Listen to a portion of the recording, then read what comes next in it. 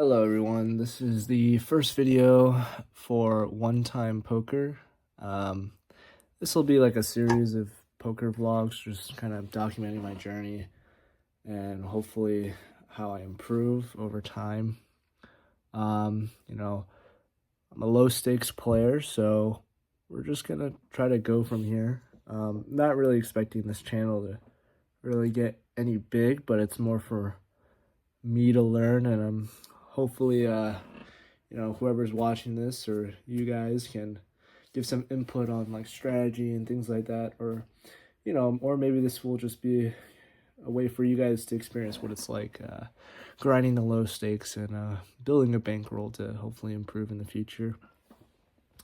A little bit about me. I am a college student. I won't be face revealing or anything like that, since this is just purely for basically for my improvement, and not to like make a career on YouTube or anything.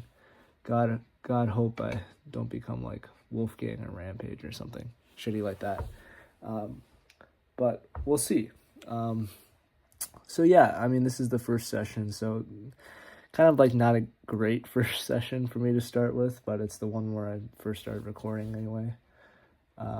So this session was about an hour and 30 minutes. And I bought in for about $300. So we're gonna see. Yeah. So I hope you enjoy some of these hands. So some of the highlights here. So for our first hand of note here, we look down at the beautiful 9-10 of diamonds. So awesome suited connector here.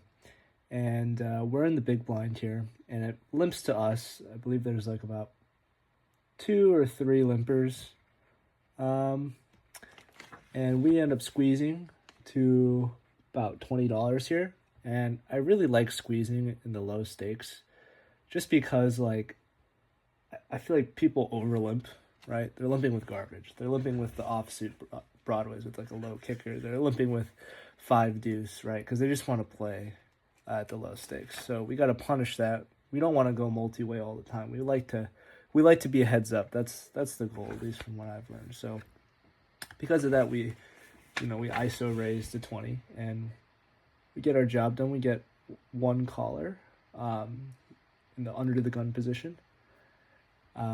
So pot's about 40, like $50 or so. Or sorry, it's about $40. And I end up c-betting for about $7 because the flop isn't so favorable. It's king jack of hearts with the deuce of diamonds. So we have a gut shot and backdoor diamonds, but it's such a wet board that anything that continues here is going to be relatively isolated to pretty strong pair with a good kicker or strong draw. Things like king 10, which isn't going to go anywhere if I c-bet large. So no point in c-betting big.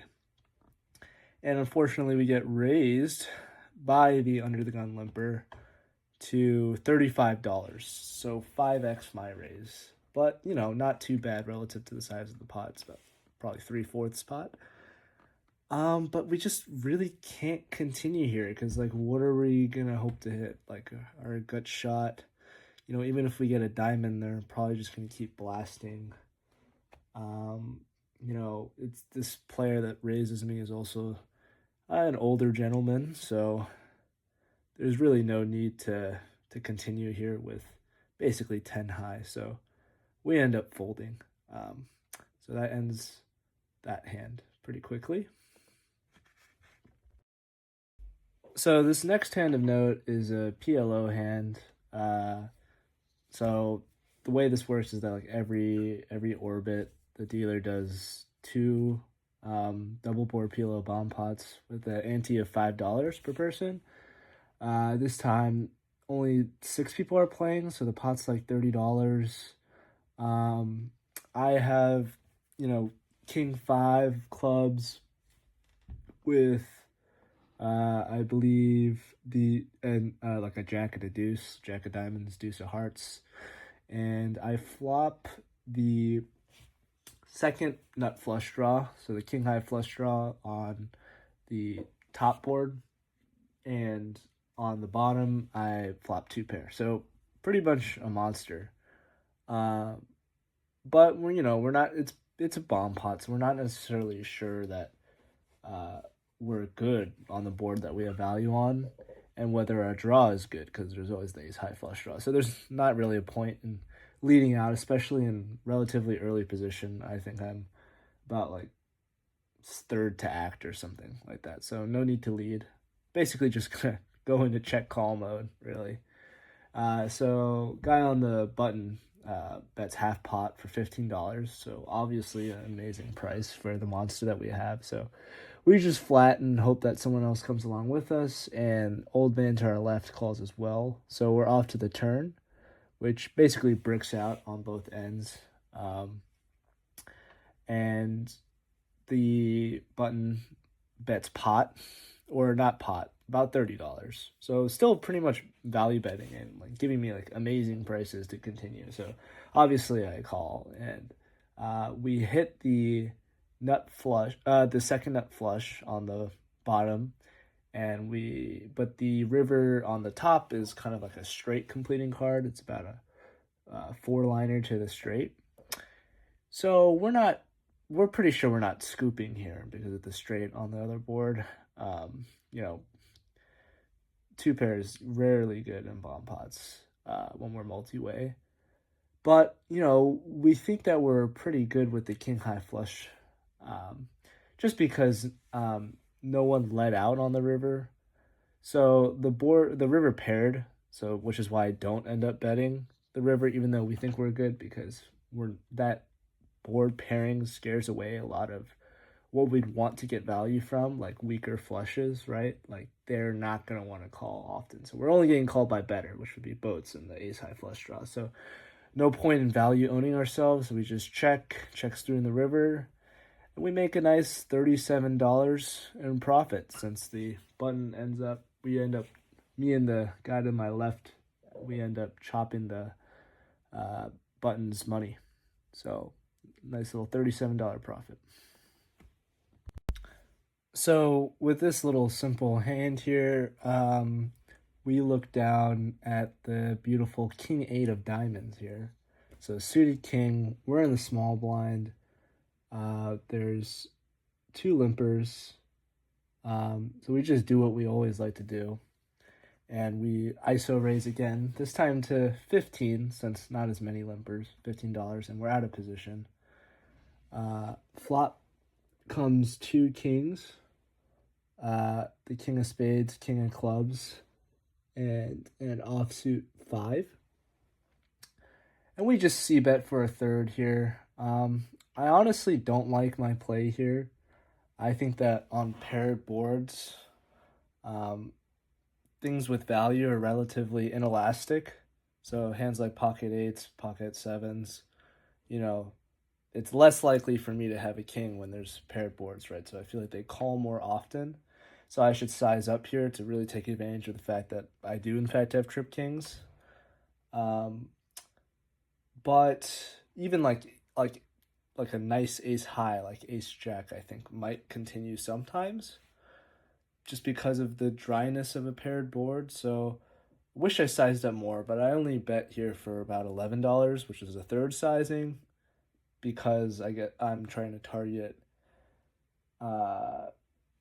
hands like ace high with a nice kicker, or pocket deuces, weaker hands like that.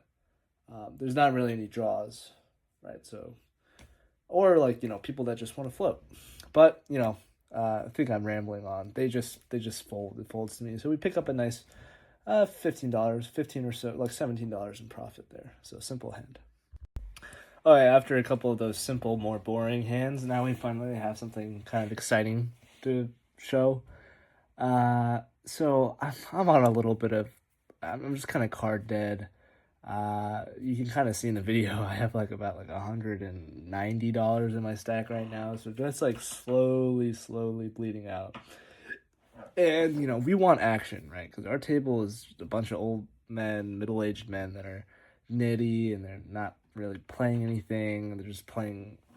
It's just, you know, no fun hands are being had right now. So to improve that, I decided to straddle the button because I want to play a hand because I've just been folding pre-flop. And we look down at the beautiful 4-6 offsuit. Pretty little 6 of hearts and 4 of clubs. Definitely something that we would commonly find ourselves with when straddling. So, old guy in the big blind min raises to $10, which is like very strange. Like, it's a straddle, you can raise bigger than that, old guy. But nonetheless, another guy in about the middle position somewhere calls, and I just call because I'm not straddling to fold to $5, right? I mean, 4-6, let's hit something, baby. So we go 3 ways to the flop. It's about $30 in the pot, and the flop is chef's kiss. Beautiful. It is deuce 3-5 rainbow. We flop the stone cold nuts, and even better yet, our old man to the left in the big blind leads out for $45. So he just overbets pot. So right away we know he has something that he loves, and we also know we have something that we love very much. And there's 2 decisions here, right? Do we call or do we raise? And with the nuts on, you know, our straight's kind of hidden, right? I mean, we did straddle, but low stakes players don't really think about that.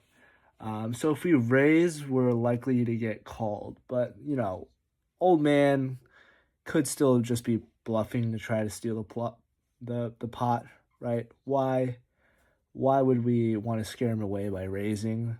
You know, if he has ace king, we want him to hit his ace. We want him to hit his king so he can never fold. So we just call. We just smooth call. And our stacked pot ratio is we have like about like a pot sized bet, a little bit, like about 1.5 times the pot left behind. We have, you know, it's like $110 pot now. So we're off to the turn, and the turn is something we don't really love at all. The turn is a 4, the 4 of hearts, no less. So that puts a flush draw out there and also makes our straight no longer to the nuts. 6-7 now beats us. Now, of course, we're not really worried about our old man here having a better straight than us ever, because 6-7 is never donking out for $45 when they're the pre-flop raiser. So that's not our problem. The problem is that it's kind of an action killing card because now it's a 4-liner both ways to the straight. But if he has an ace, like, you know, he's probably never folding now. So he has ace, he has the bottom straight. And again, I don't have enough behind for him to really fold, right? I just have a pot size bet left behind. So he bets for, I believe it's about a little size down, like $50. And I just rip it, you know, because what else is there to do when you know you're beating them and you don't have that left behind? And we get called and we hold up our one finger to the dealer like our namesake one-time poker says. We only run it once, one-time dealer. River comes clean. The river is the 8 of hearts. We're not worried about him having a flush. Villain turns over pocket aces. Nothing less than I would expect from Old Man Coffee. And we scoop this almost $400 pot. I'm rich, bitch! I'm glad I was out here. My ace was no good. Holy shit. Yeah, my guy. Now, quite literally, in the very next hand, we're not even able to finish counting up our chips before we're dealt the very nice 9-7 of spades. So we're already playing another hand. So looks like our luck is turning up.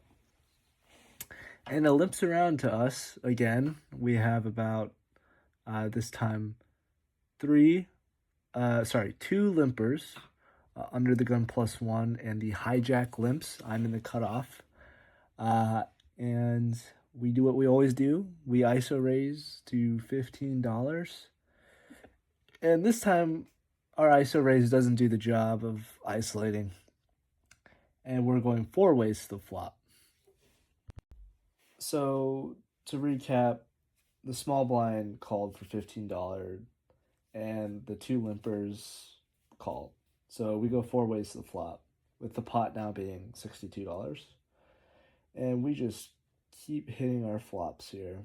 The flop comes the 9 of clubs, the 6 of diamonds, and the 9 of hearts. So I have trips, and our hijack to the right of us donks out for $21. He has a short stack, about $90 behind, so I just flat because I figure the money's going in with this guy no matter what. And then the under the gun +1 min raises to $42, which is very strange to me because of the relatively small sizing on the dry board. Why raise 42? If I had a really strong 9, I think I would raise bigger. Maybe something like 60 at least, 80. Not just a min raise. And the hijack ends up folding, which is surprising to me. But, I have too much hand here to fold. Like, I'm outkicked by plenty of other 9s. And 9-6 is a boat. So I'm beating 2, 3, 4, 5 kickers with a 9. And the small blind did limp, so that's very possible something he has. So I just call. It's too much hand to fold, right? The turn comes the king of hearts, and under gun +1 checks. Now, the king of hearts is better for my range, since I was the pre-flop aggressor. I have more ace-king, pocket kings, king 10 suited broadways with a king, blah, blah, blah, blah. So I actually decided to check behind just because I want his worst hands to call or keep bluffing if he was doing a weird bluff. I don't want that king to scare him away, basically. So I just check behind to keep all of his worst hands in. And the river comes the king of spades. And unfortunately, under gun +1 jams for all in, covering me in chips. He jams for about 355. I have 304 left in my stack. So it's just such a gross spot because on a board texture like that, low stakes players don't bluff enough there. They don't, and they're never doing that with, non-nutted hands here. But the reason why I'm just sent to the tank is because what king is checking when they turn a king, right? Like, yes, I'm losing to literally every king X, right? But what king X is min raising the flop and then checking the turn? Like, they would have improved. Why are we checking the turn out of position?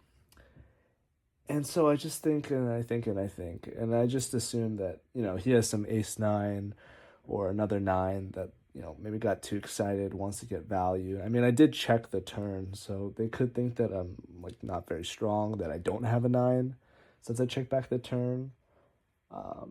So basically calling to chop and then bluff catch, if that makes sense, though that flop is not a great flop for any bluffs to be, I guess 7-8.